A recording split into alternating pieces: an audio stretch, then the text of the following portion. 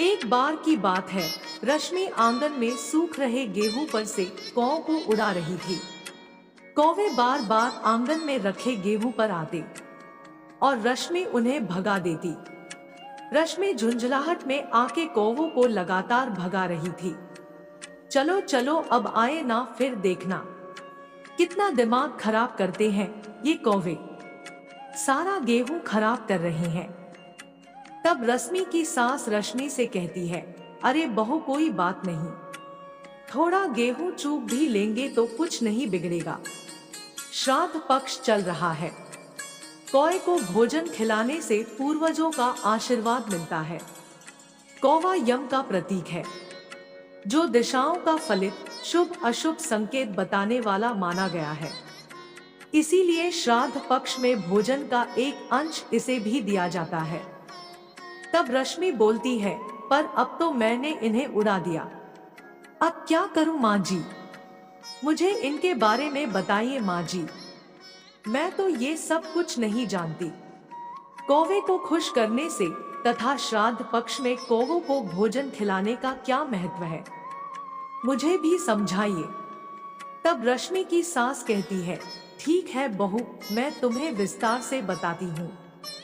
आओ यहाँ आंगन में ही बैठते हैं, मैं तुम्हें श्राद्ध पक्ष में कौओं को भोजन खिलाने का महत्व बताती हूँ।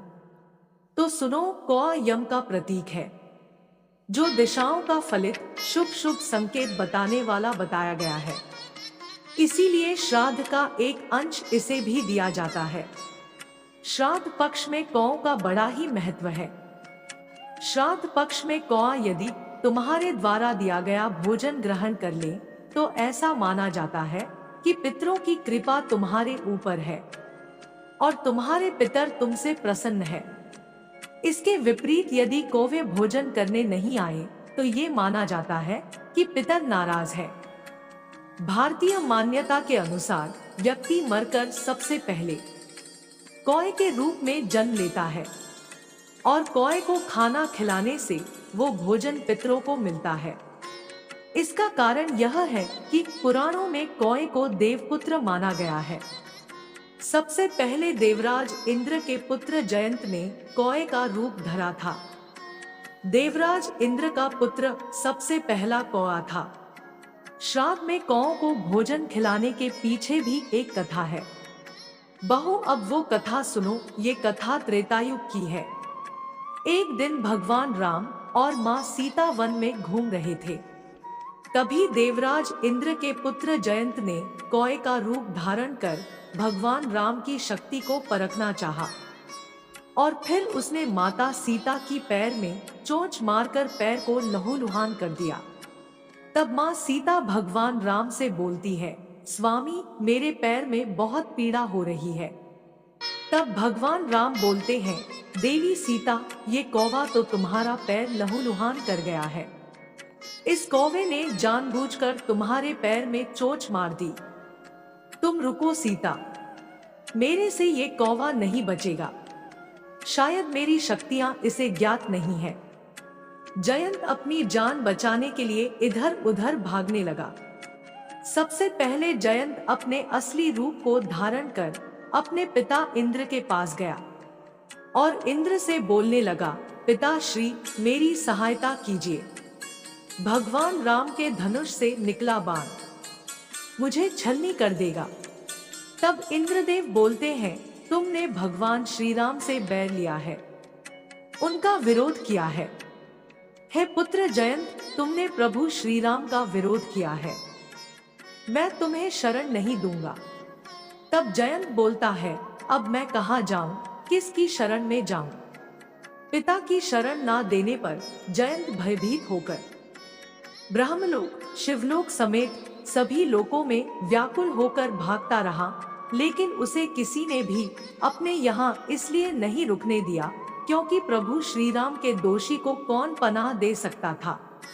तब नारद जी ने जयंत को भयभीत और व्याकुल देखकर कहा, नारायण नारायण, पुत्र जयंत, अब तुम्हें केवल प्रभु श्री राम ही बचा सकते हैं, इसलिए अब तुम उन्हीं की शरण में जाओ। श्री राम बहुत दयालु हैं, वो अवश्य तुम्हें शरण देंगे। तब जयंत कहता है, जो आज्ञा नारद मुनि, अब मैं भगवान श्री राम से ही क्षमा मांगता हूँ।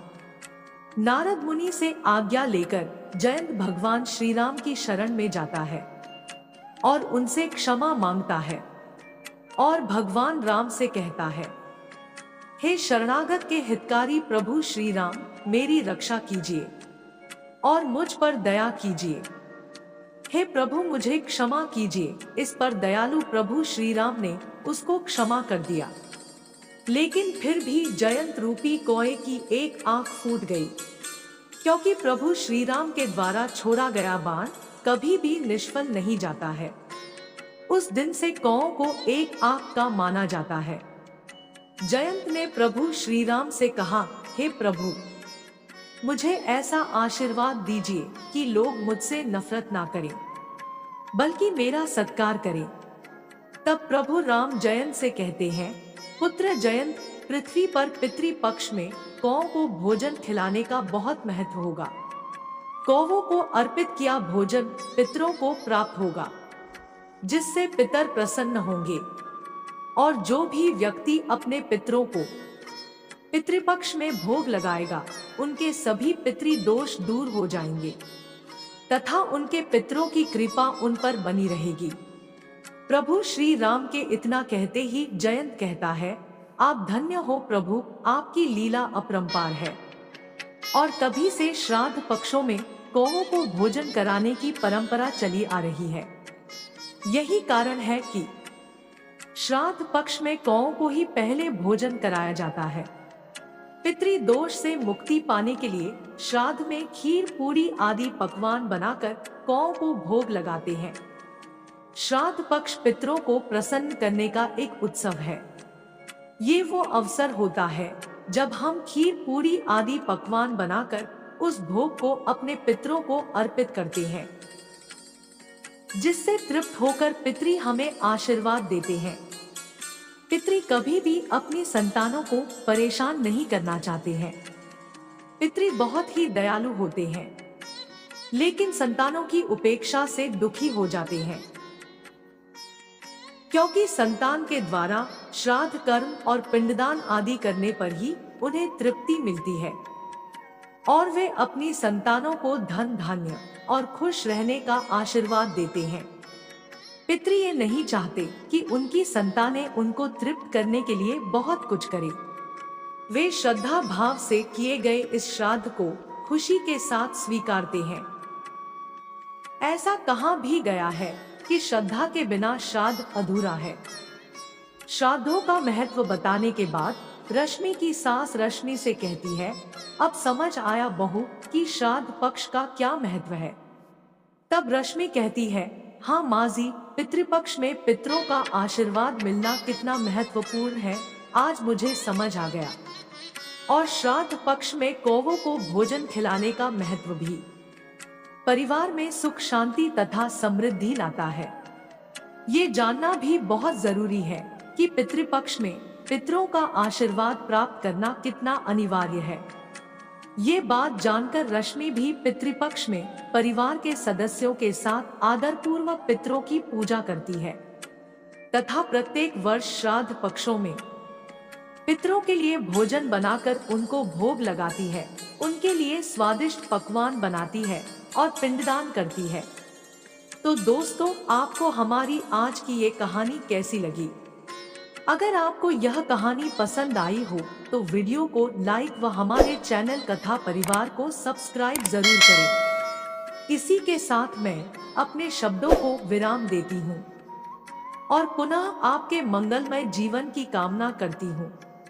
अंत में बस इतना ही कहूंगी, ऊपर वाले के आशीर्वाद और अपनों के प्यार के साथ कर दिखाओ कुछ ऐसा कि दुनिया करना चाहे आपके जैसा।